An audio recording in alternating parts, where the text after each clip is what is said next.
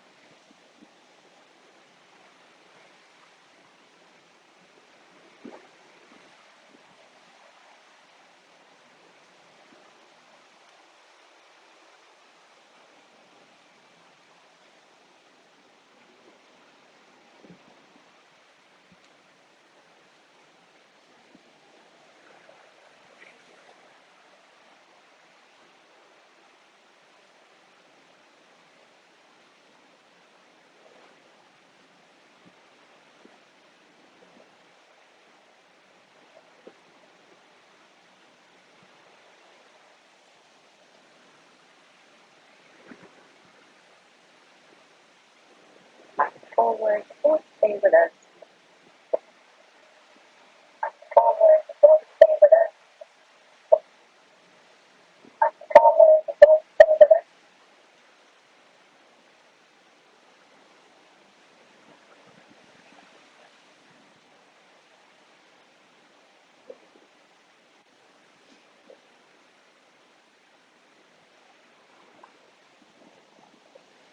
Good morning, Gina. Please let me know if the sound of the wind is too strong. I can move inside. Good morning, Jean. Also, please let me know how the sound is. My earbuds are supposed to be noise canceling, but with this wind, you never know.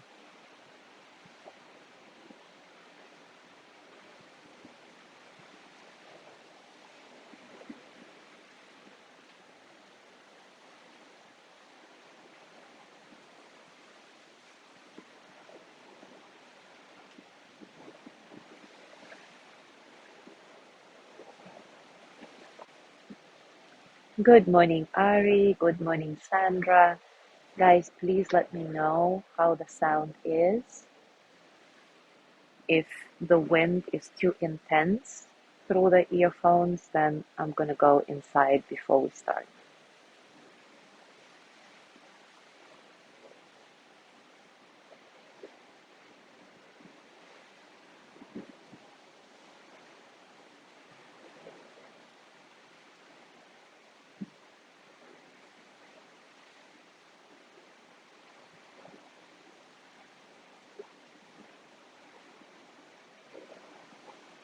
Oh, good. Thank you for letting me know, guys. Perfect.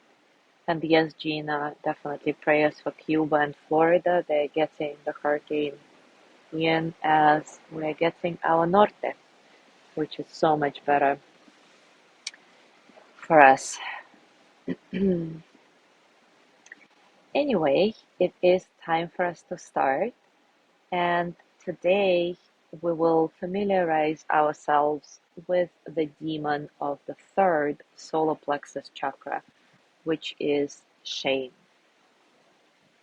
The main task of the solar plexus chakra and our ego identity is self-definition. And shame shakes its very foundation, undermining our self-esteem, our personal power, spontaneous activity, and joy. Shame collapses the third chakra and turns it, radiating energy inward against the self. Shame is inversely proportional to our personal power. The greater the shame, the less powerful we feel, and the harder it is for the ego to form itself in a healthy way. Shame blocks the liberating current and prevents energy rising from the lower chakras, preventing us from taking action, kind of stopping us in our tracks.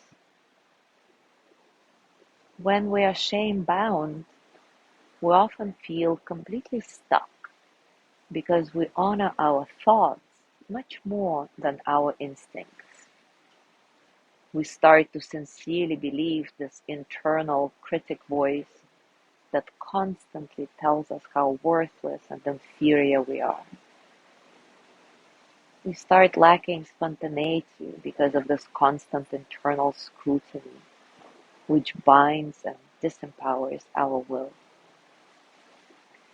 And of course, it doesn't help that our natural instincts can never be fully repressed by the mind, so periodically they erupt in shadow forms, that, and that only increases the sense of shame and inadequacy. When we lose our temper, misbehave in any way, fall apart, or have lapses in our vigilant self-control, we are driven to even deeper levels of shame. Shame finds its penance in suffering. So unconsciously, we start recreating situations that lead us into misery and inevitable failure. This is quite tragic. So to get out of this, the roots of shame need to be exposed and pulled out of our ground of being. And of course, we may feel shame about everything, our bodies, our emotions, our sexuality, our neediness, our vulnerability, about not being good enough, or any number of reasons. Anadea Judith, in her book Eastern Body, Western Mind, says that shame inevitably results from abuse. I know it's a loaded and triggering word, and I don't actually think she necessarily talks about physical abuse here. A lot of times, abuse can take the form of an overly critical parent or teacher, or being made fun at school, or something similar. So, when this critical voice in your head says something nasty, it's important to ask yourself whose voice it actually resembles, and what forces were acting on that person that drove such criticism in your direction. How did they feel about themselves in those moments? This type of inquiry may give you a lot of insight on your particular flavor of shame. And today, let's do a practice of shutting up our inner critic. Before we start, I want to read a short passage from Rick Hanson's book. He says, inside the mind, there are many sub-personalities. For example, one part of me sets the alarm clock for 6 a.m. to get up and exercise, and then when the alarm goes off, another part of me grumbles. Who set the damn clock? So more broadly, there are inner critic and an inner protector inside each of us. For most people, that inner critic is continually yammering away, looking for something, anything, to find fault with. It magnifies small failings into big, huge failures, punishing you over and over for things long past, ignores the larger context, and doesn't credit you for your efforts to make amends. That's why you need your inner protector to stick up for you, to put your weaknesses and misdeeds in perspective, to highlight your many good qualities surrounding your lapses, to encourage you to return to the high road, even if you've gone down the low one, and frankly, to tell that inner critic to shut up now. So let's practice that. Take a comfortable position and take a few moments to settle in. Notice what's happening for you today, physically, emotionally, mentally. How are you?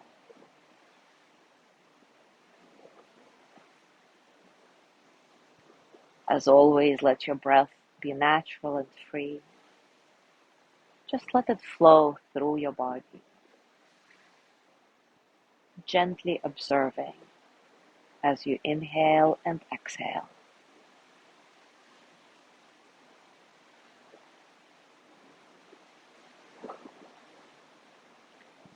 And now see if you can get in touch with a feeling of being cared for by someone in your life, today or from your past.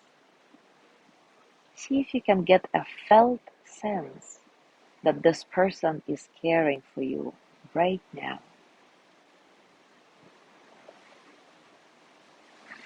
See if any part of this person have actually been taken into your own mind as part of your inner protector.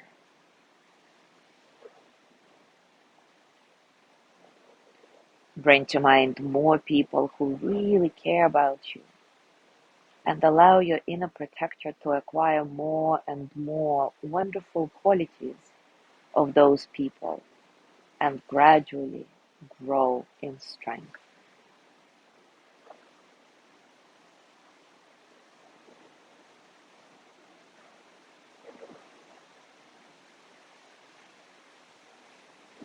Now, staying with this feeling of being cared about, bring to mind some of your many great qualities.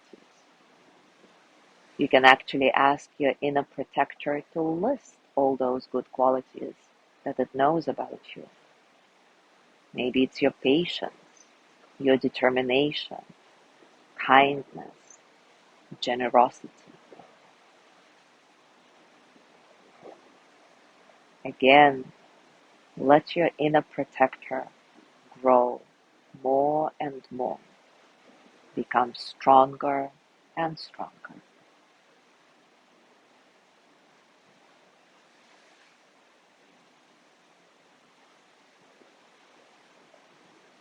And now very gently, without judgment, bring to mind some facts about yourself that are hard for you to face, that you are ashamed of. Maybe you yelled at a child, lied to a partner, let a friend down, whatever it was. Acknowledge the facts. What happened, what was in your mind at the time, the relevant context and history, and the results of this behavior for yourself and others. No judgment, just pure facts.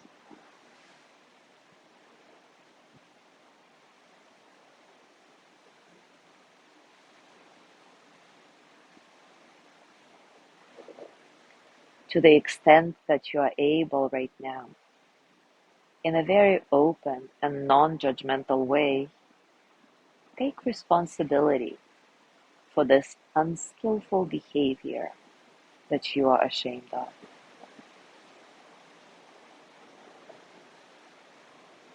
Maybe even say it in your mind or out loud. I am responsible for this. And let yourself truly feel it.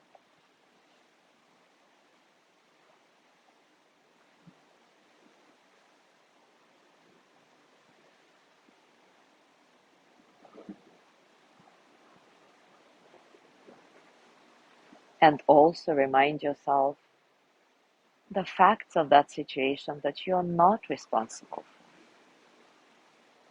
For example, you're not responsible for the misinterpretations or overreactions of others. And let the relief of what you are not responsible for sink in.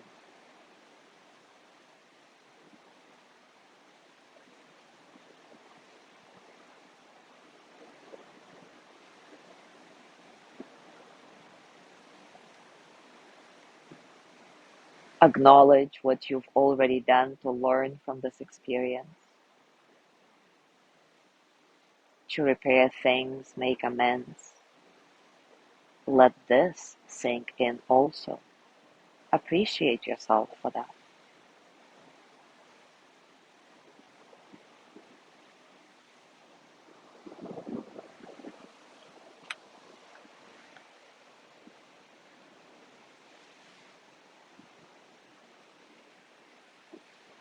Now take a moment to decide if you need to do anything else about it.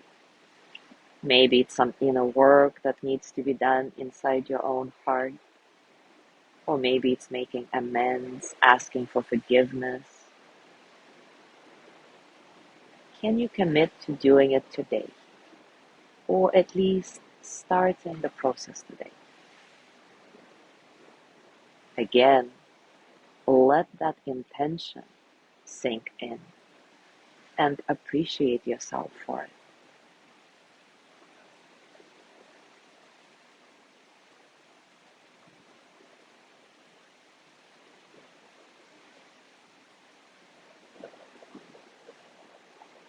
And now check in with your inner protector.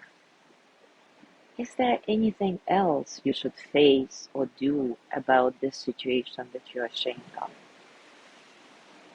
Listen to the still, quiet voice of your inner protector. So different from the pounding scorn of the inner critic.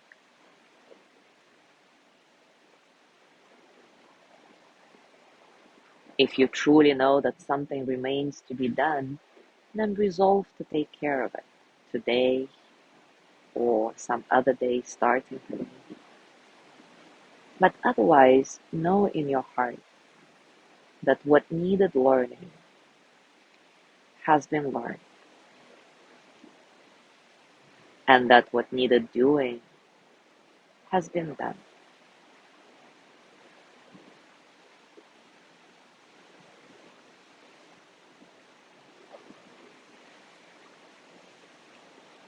And finally, actively forgive yourself. Repeat mentally or out loud, I forgive myself for this. I have taken responsibility and done what I could to make things better. And of course, if complete forgiveness does not seem possible right now, you can always set an intention to forgive yourself when you're ready.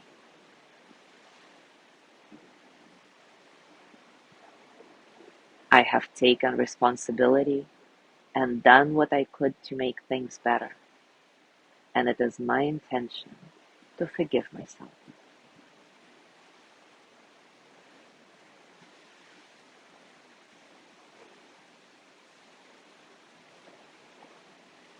You can also ask your inner protector to forgive you and everyone else who is involved in this situation.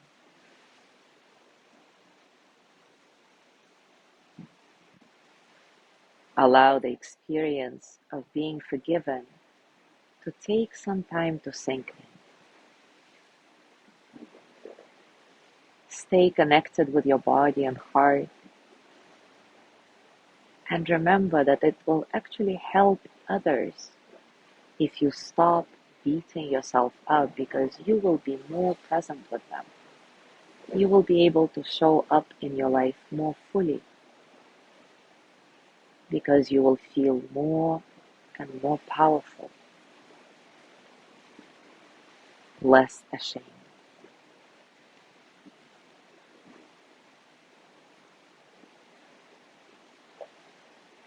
And I want to complete our practice today with a poem from Dana Folds called Awakening Now. Why wait for awakening? Do you value your reasons for staying small more than the light shining through the open door? Forgive yourself. Forgive yourself. Now is the only time you have to be whole.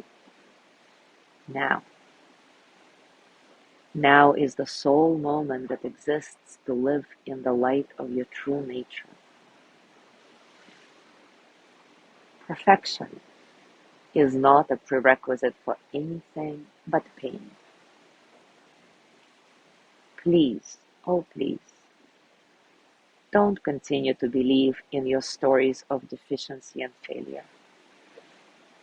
This is the day of your awakening. Forgive yourself now. Thank you so much for being here today.